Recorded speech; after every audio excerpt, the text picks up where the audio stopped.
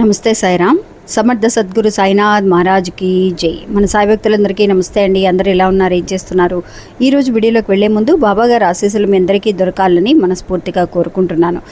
ఇంకా ఈరోజు బాబా ఏమంటున్నారు అనంటే, బిడ్డ నీకు జీవితాంతము తోడనే వాళ్ళు ఎవరైనా ఉంటే బాగుండు బాబా, నాకు ఎవ్వరూ లేరు, నేను అనాథగా ఉన్నాను అని చెప్పి బాధపడుతూ ఉన్నావు కదూ. నీకు తోడుగా ఉండే వ్యక్తి ఒకే ఒక అతను మాత్రమే ఉన్నాడు. అతని పేరుతో సహా నేను నీకు తెలియజేయబోతున్నాను. ఇప్పుడు ఈ వీడియోని పూర్తిగా విను అని చెప్పి మనకు ఒక సందేశాన్ని తీసుకొచ్చారండి. అంటే బాబా ఏం చెప్తున్నారనేది తెలుసుకుందాము. ఇంకా వీడియోలోకి వెళ్ళడానికి ముందుగా మన ఛానల్ని కొత్తగా చూసేవాళ్ళు అయితే కనుక ప్లీజ్ సబ్స్క్రైబ్ చేసుకోండి ఫ్రెండ్స్. వీడియో నచ్చితే ఒక చిన్న లైక్ చేసి మీ ఫ్రెండ్స్ అందరికీ కూడా షేర్ చేయండి. నిజంగా అండి, ఈ వీడియో చూసే ప్రతి ఒక్కళ్ళకి కూడా అండి, ఎవరికి వాళ్ళు నన్ను అర్థం చేసుకునే వాళ్ళు ఎవరైనా ఉంటే బాగుంటుంది. నేను విడిగా ఒంటరిగా ఉన్నాను, నాకు తోడనే వాళ్ళు ఎవ్వరూ లేరు, నాకు ఇష్టమైన వాళ్ళు ఎవరైనా నా పక్కనే ఉంటే నాకు చాలా బాగుంటుంది అని అనిపిస్తుందండి. ఇది అక్షరాల నిజమండి. ఎవరికైనా సరే తోడు అనేది ఖచ్చితంగా అవసరం. కానీ ఒక చిన్న కథ అనేది మీకు తెలియజేస్తానండి. ఆ కథ ద్వారా బాబా ఏం చెప్పబోతున్నారు, మనకి తోడుండే వ్యక్తి ఎవరు అనేది మనకు తెలుస్తుంది. ఒక ఊరిలో ఒక ధనవంతుడు ఉన్నాడండి. ఈ ధనవంతుడు నిజంగా చాలా కష్టపడి పైకి వచ్చాడనమాట. తను కష్టపడినప్పుడు తనకి అనుభవించిన విషయాలన్నీ కూడా తను ఏ ఒక్కటి కూడా మర్చిపోలేదండి. అలాంటి కష్టాలు ఎవరికీ రాకూడదు అని కష్టపడి సంపాదించాడు. ఆ సంపాదించిన డబ్బు అనేది మిగతా వాళ్ళకి, అంటే ఎవరైనా కష్టపడుతూ ఉంటే కనుక అందరూ మన వాళ్ళే కదా, సరే కష్టపడుతున్నారు కదా, సహాయం చేద్దాము అన్న ఆలోచన అనేది అతనికి ఎక్కువగా ఉండేదండి. ఎవరు వచ్చినా కూడా ఏ సహాయం అడిగినా కూడా లేదనకుండా సహాయం చేస్తూ ఉండేవాళ్ళు అనమాట. ఒకరోజు ఏమవుతుంది అంటే, వాళ్ళ అమ్మ నాన్న అతను ఉద్యోగం చేసేటప్పుడు, అంటే మొదట్లో ఉద్యోగం చేసి కష్టపడి పైకి వచ్చాడండి అతను. అలాగా కష్టపడి ఉద్యోగం కోసం వేరే వేరే ఊర్లకు వెళ్ళాల్సి వస్తుంది. వాళ్ళ అమ్మా నాన్న అంటే తనకి చాలా ఇష్టం. అతనికి వాళ్ళ అమ్మా నాన్నని కూడా వదిలేసి వేరే ఉద్యోగం కోసమో వేరే బిజినెస్ కోసమో వేరే వేరే ఊర్లు వెళ్ళాల్సి వచ్చిన పరిస్థితి. అతను అనుకుంటూ ఉండేవాడు అనమాట. వాళ్ళ అమ్మా నాన్న చెప్తూ ఉండేవారు, నాన్న నీ దగ్గర డబ్బు ఉన్నప్పుడు అది నీ అవసరాల కోసం దాచిపెట్టుకో, ఎప్పుడోకప్పుడు నీకు తోడుగా ఉంటుంది అని. సరే అమ్మా నాన్న చెప్పారు. సరే నాకంటూ అందరూ ఉన్నారు కదా, అమ్మా నాన్న ఉన్నారు, తోడబుట్టిన వాళ్ళు ఉన్నారు. అలాగే నేను ఎంతోమందికి సహాయం చేశాను, అందరూ నాకు చాలా బాగా తెలుసు, నేనంటే అందరికీ ఇష్టము అని చెప్పి అతను అందరి మీద ప్రేమ అనేది ఎక్కువగా పెట్టుకునేవాడండి. ఒకరోజు ఏమవుతుంది అని అంటే, ఇట్లాగా బిజినెస్లో లాస్ రావడం, అతను దాన ధర్మాలన్నీ చేయటం, ఎవరు వచ్చినా లేదనకుండా అతనికి సహాయం చేయడం అలవాటు అనేది ఉండడం వల్ల తనకి ఒక ఇల్లు కూడా లేకుండా ఉండే పరిస్థితి అనేది రావడం అనేది జరిగింది.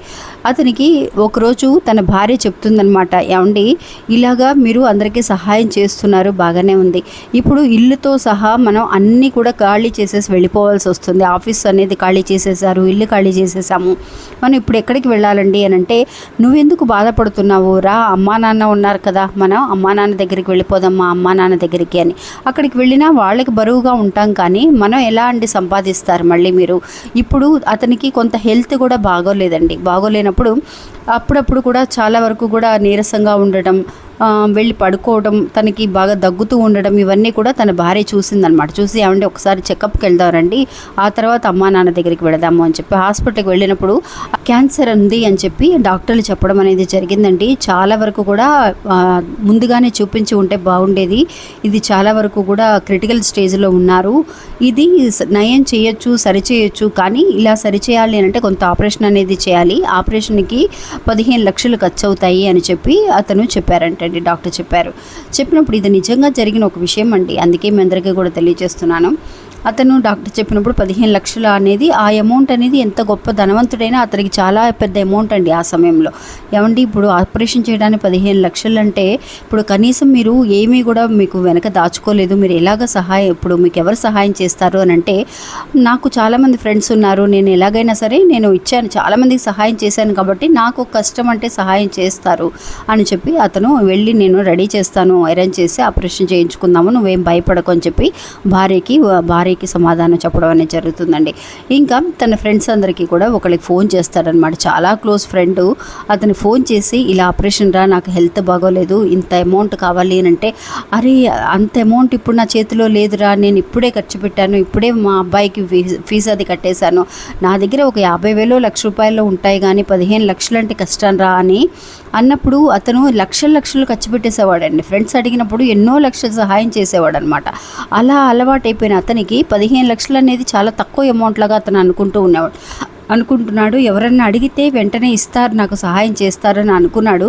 కానీ అతను అనుకున్నట్టుగా 2-3 దగ్గర అడిగి చూశారండి. ఎవ్వరూ కూడా వాళ్ళ దగ్గర లేవంటే లేవు అని చెప్పడం అనేది జరిగిందండి. సరే ఇంకా ఎలాగో సరి చేసుకుందాంలే, చూద్దాంలే అని చెప్పేసి అమ్మ వాళ్ళ దగ్గరికి వెళ్ళిపోదాం, అక్కడ అద్దెది వేరే ఊర్లో ఉండడం వల్ల ఇంటికి అద్దె కట్టుకోలేమని చెప్పేసి అమ్మా నాన్న దగ్గరికి వెళ్తే, అక్కడ అమ్మా నాన్నకు కూడా ఒంట్లో వాళ్ళకి ఏజ్ అయిపోతుంది, వాళ్ళు కూడా హెల్త్ బాగోకుండా ఉన్నారు. వాళ్ళకి భారంగా ఉండటం కంటే తన భార్య ముందే చెప్పిందండి, ఏమండి మనం వెళితే మీరు ఇలా ఉండడం చూసి వాళ్ళు ఇంకా ఇబ్బంది పడతారు, వాళ్ళకి వయసు అయిన సమయంలో మనం కష్టపెట్టకూడదు, వద్దండి అని చెప్పేసి తన భార్య చెప్పడం వల్ల ఆగిపోవడం అనేది జరిగిందండి. అది కూడా ఇలాంటి ఒక ఆపరేషన్ చేయాలి, క్యాన్సర్ ఉందని తెలిస్తే ఇంకా ఇబ్బంది పడతారు అని చెప్పేసి చెప్పకుండా దాచడం అనేది మంచిది అని చెప్పి అలాగా తనలో తను బాధపడుతూ ఉన్నాడండి. క్యాన్సర్తో బాధపడుతున్నాడు, ఓ పక్కన అమ్మా నాన్నతో చెప్పలేకపోతున్నాడు, ఫ్రెండ్స్ దగ్గర అడిగినా సరే ఫ్రెండ్స్ వచ్చి చూసుకోలేకపోయారు. భార్య ఏం చేస్తుందండి, భార్య తను సహాయం చేస్తుంది కానీ తను భర్తకి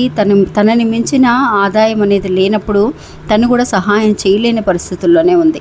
అందువల్ల చివరిగా మనకి బాబా చెప్పే ఒక సందేశం ఏంటి అని అంటే అండి, ఎవ్వరూ కూడా మన కోసం వచ్చి నిలబడరు, ఎవ్వరూ కూడా మనకి సహాయం చేయరు. ఏ నొప్పైనా, ఎలాంటి ఒక అవమానమైనా, ఎలాంటి ఒక గెలుపైనా, ఏదైనా సరే నువ్వు విడిగా నిలబడి నువ్వు సాధించాలే కానీ నువ్వు ఆ సంతోషాన్నో కష్టాన్నో నష్టాన్నో నువ్వొక్కడివే అనుభవించాలే కానీ ఎవ్వరూ కూడా ఎలాంటి సహాయం చేయలేని పరిస్థితుల్లో వాళ్ళు ఉంటారు. వాళ్ళ పరిస్థితులు చూసుకొని వాళ్ళు వెళ్ళిపోతారే కానీ నీ కోసం వస్తారని నువ్వు ఎంత సహాయం చేసినా కూడా ఏదో ఒక చిన్న కష్టం అని చెప్పినప్పుడు వాళ్ళు మళ్ళీ సహాయం చేస్తారు అని మనం అస్సలు ఎదురు చూడకూడదు.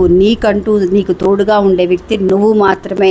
ఎప్పుడైతే నీ గురించి నువ్వు ఆలోచించుకోగలుగుతావో నువ్వు మిగతా వాళ్ళ మీద ప్రేమాభిమానాలు పెట్టుకోవచ్చు, వాళ్ళకి సహాయం చేయొచ్చు, కానీ నీకంటూ కష్టం వచ్చినా, హెల్త్ బాగోకపోయినా, ఇలాంటి ఒక విషయం జరిగినా కూడా ఎవ్వరూ చివరిదాకా నీకు తోడుగా రారు అన్న ఒక విషయాన్ని మాత్రం నువ్వు గుర్తుంచుకో అని చెప్పి తెలియచేస్తున్నారండి. ఇంకా ఎవరైతే ఈ వీడియో చూస్తున్నారో బాబా తోడుగా వచ్చే వ్యక్తి పేరు తెలియచేస్తాను అని అన్నారు కదండి. మీ అందరికీ కూడా ఆ వ్యక్తి పేరేంటో అర్థమయ్యే ఉంటుంది. మనమే అండి, మన పేరే మనకి తోడుగా వస్తుంది. మనం మాత్రమే తోడుగా రాగలం. ఏ బాధ అయినా సరే బయటికి అమ్మ తలనొప్పిగా ఉందని చెప్పుకోగలమే కానీ ఆ తలనొప్పి ఎలా ఉంటుంది, ఎలా బాధపడుతున్నాం అనేది మనం అనుభవించుకోవాలి. అదే కష్టమైనా సరే, ఎలాంటి ఒక విషయానికి కూడా ఎవ్వరూ కూడా, తల్లిదండ్రులైనా సరే, తోడబుట్టిన వాళ్ళైనా సరే, ఫ్రెండ్స్ అయినా సరే, ఎవ్వరూ కూడా నీకు చివరి దాకా రారు. నీకు నువ్వు మాత్రమే తోడుగా ఉండగలుగుతావు. అందువల్ల నిన్ను నువ్వు జాగ్రత్తగా చూసుకో, ఆరోగ్యపరంగా కానీ నీకంటూ కొంత ఆదాయాన్ని దాచి వెనకేసుకోవడం అనేది మంచిది అని చెప్పి ఈ కథ ద్వారా మనకి తెలియజేస్తున్నారండి.